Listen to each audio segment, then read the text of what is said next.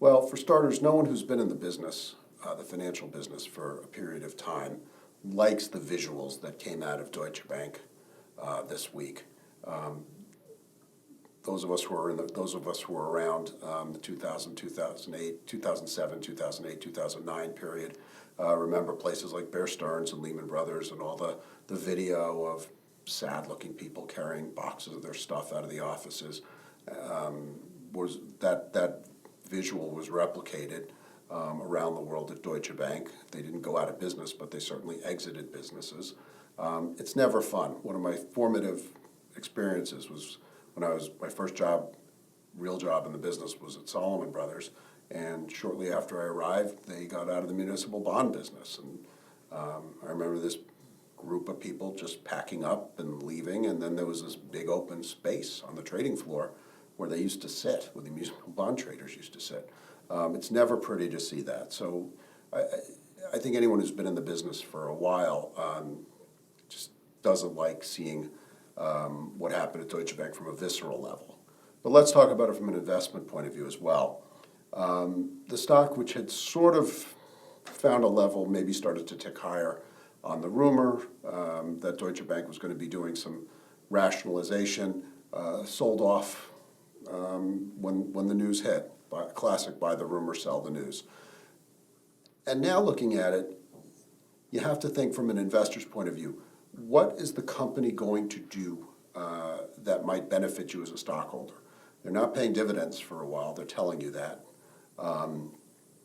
They're by creating the bad bank and shrinking a lot of their businesses.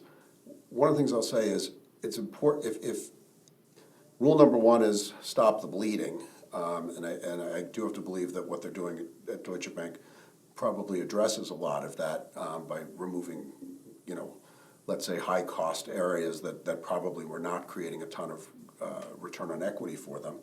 But it's also hard to shrink your way to prosperity, as they say. And so I think the market kind of realizes that, Deutsche Bank may be putting itself on some sounder footing, but this is not exactly a short-term turnaround. It's a longer-term process. To the extent that you believe in that process is what you should be deciding about whether Deutsche Bank is an investable company or not. I do think the biggest headwind comes from the ECB. Trying to run a bank in a negative interest rate regime is punishing. It's difficult, and you can see that's why the European banks have had a tough time across the board. Deutsche Bank, had its own unique set of issues and broader in scope, but it's not a friendly environment.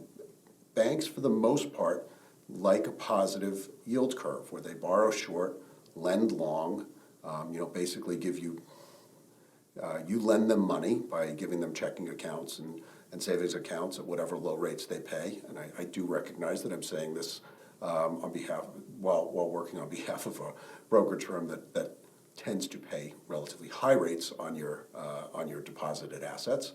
But so for the most part, a bank would basically take your money at checking accounts and give you back some very slight return, and then turn around and lend that money, whether that's through corporate lending or mortgage lending, and play that spread. In a negative interest rate environment, that's truly difficult.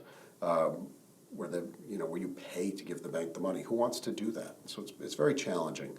So in the short term, you've got to make a decision if you want to invest in Deutsche Bank. What is the outcome? I think the short-term catalysts are few. The long-term catalysts may be positive, but realize that you're operating in what I would consider a very unfriendly interest rate regime in Europe, and all of that has to weigh in as you consider what to do with what was once one of the great European leading banks.